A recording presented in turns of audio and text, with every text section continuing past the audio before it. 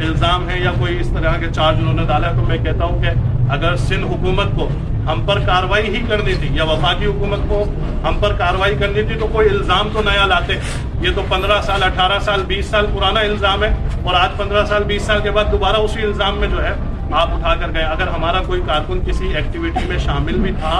आप हमें बताते, हम अपने कारकुन को उसमें आपके सामने पेश कर देते हैं। तो ये